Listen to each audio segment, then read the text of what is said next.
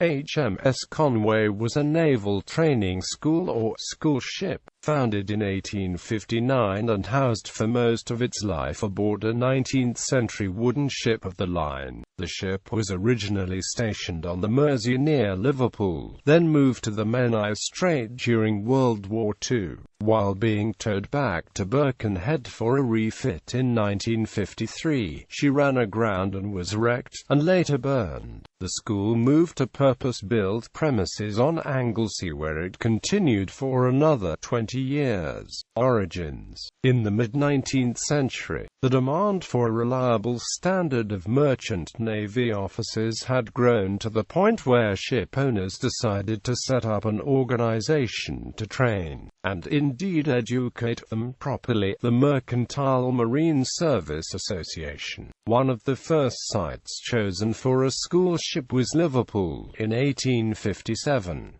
The ship they chose to accommodate the school, to be provided by the Admiralty and moored in the Sloyne off Rock Ferry on the River Mersey, was the corvette HMS Conway. There were to be 3 Conways over the years, the name being transferred to the new ship each time it was replaced. In 1861 HMS Winchester took the name, but the one that housed the school for most of its life was lent by the Royal Navy to the Mercantile Marine Service Association in 1875. This was the 2-decker Nile, a 92-gun second-rate line of battle ship. She was 205 feet long on the gun deck, 54 feet in beam, and displaced 4,375 long tons. During her operational life she was equipped with 10 8-inch guns and 82 30-pounders. Launched in June 1839, she was entirely built from West African hardwoods and copper-fastened, with copper sheathing anti-fouling to her underparts. She had survived the Baltic blockade during the Crimean War, later protecting British possessions in the Caribbean and showing the flag along the eastern seaboard of North America 50 years after the British surrender at Yorktown. In 1876 she was renamed Conway and moored on the Mersey. The ship, already a century old, was refitted in the dry dock at Birkenhead between 1936 and 1938. She was also fitted with a new figurehead representing Nelson, which was ceremonially unveiled by the then Poet Laureate John Masefield himself and older alumnus of the school. By 1953 she had already outlived both her sisters, Rodney and London, by more than 70 years. From Mersey to Menai. In 1941, with air raids on the Liverpool docks taking place, Conway had already survived several near misses. It was decided to move the ship from the Mersey to Anglesey, where she remained moored for the duration of the war between the former Bishop's Palace at Glengarth and the Gazelle Hotel, in line with the Catalina flying boat moorings along the Anglesey shore. This being wartime, there was no official announcement of the move, and local residents were startled one evening to see a picturesque Nelson-era ship of the line, a wooden wall, entering the Menai Strait. Subsequently, ship-to-shore traffic was across the Menai Strait to the pier head at Bangor to the Gazelle Hotel ferry terminal, and she became something of a local tourist attraction. At the end of the 1940s there was a surge in demand for merchant Navy cadets. The ship did not have space for more cadets, so the ship's superintendent, Captain Goddard, started looking for space ashore with playing fields and a shore establishment. He picked on Place Nouad, the stately home of the Marquess of Anglesey, a large part of which had been vacated by the U.S. Intelligence Corps at the end of the war. This site seemed ideal, except that the seabed provided very poor anchorage, so 4 5-ton anchors were sunk there. Only one problem remained. Could the ship be moved there in one piece, she would need to be towed by tugs through a stretch of water between Anglesey and the mainland, known as the Swellies. This area, bounded by the two Menai bridges, is notorious for underwater shoals and dangerous, complex tidal streams as well as a non-tidal current varied by the wind and atmospheric pressure. Captain Goddard was proud of his experience as a hydrographic surveyor and, having studied the problem, believed it was possible. After a false start the day before, the ship was moved successfully on the 13th of April 1949, in spite of what was obviously a great risk. Conway remains by far the deepest ship ever to have passed through the Swellies. Her draft was 22 feet aft and the underwater clearances were marginal. The overhead clearance under Menai Suspension Bridge, which is 100 feet above high water, was estimated to be 3 feet, all depending upon the actual height of the tide at the time of passing through. I was glad when it was accomplished, Captain Goddard wrote. It created a great deal of interest amongst the North Wales seafaring fraternity, who had declared the undertaking to be a foolish one. Loss of the ship. By 1953 another refit was due. This could not be done locally, so the ship had to be taken back to Birkenhead dry dock, passing back through the Swellies once more. The operation took place on the 14th of April 1953.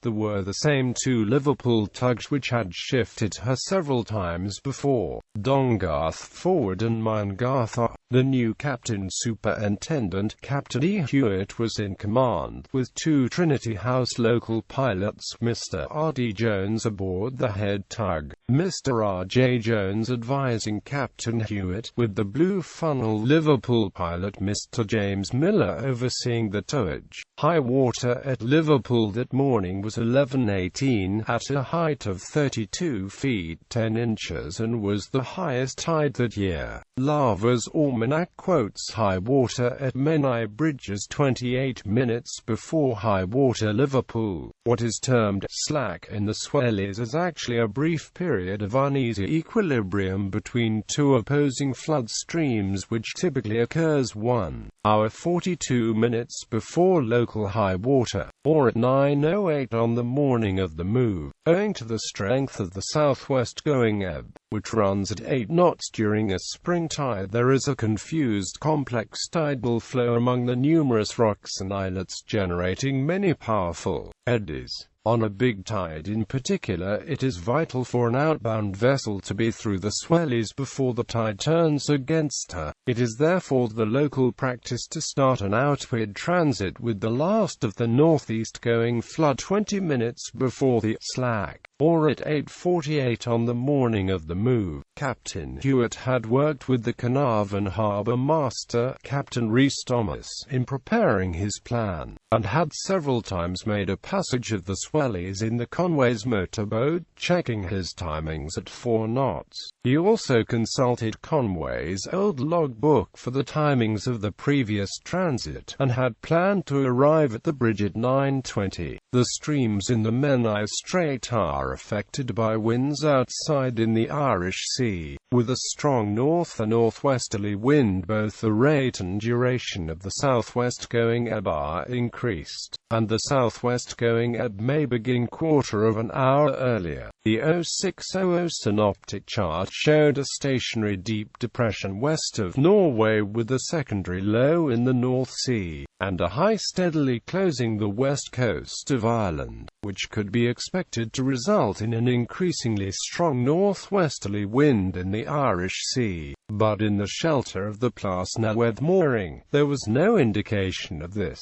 At 0800, as the wind was being recorded in Conway's logbook as northerly force 1 to 2, only 13 miles away on station off Point Linus, it was being recorded by the Liverpool pilot boat as northwesterly force 6, and her noon entry was NW 24/7, while during the morning Biston Observatory was recording gusts up to 49 knots. The investigating subcommittee was later to express its surprise that Captain Hewitt had left the Place-Newed mooring without a weather forecast, and had no knowledge of the stormy conditions prevailing at sea at the time Conway was to make the passage, since it was local knowledge that in such weather abnormal conditions might be encountered. Quote, "In addition to the tide-generated streams in the Menai Strait, there is also a non-tidal current, the southwest residual, a dynamic reaction which directly reflects wind stress in the Irish Sea. The northwesterly mean wind speed of 16 meters per second at sea that day would enhance the residual by 15 centimeters per second, increasing the strength of the southwest-going ebb at Place-Newed by as much as 3 knots. Conway's logbook shows she left the mooring at 0822 and arrived at Britannia Bridge at 0850, which was the locally recommended time for starting the outward transit, and Jones, the pilot, naturally advised keeping her going with the last of the northeast-going flood tide behind her. Instead, Captain Hewitt had the ship brought up for half an hour to wait until 0920.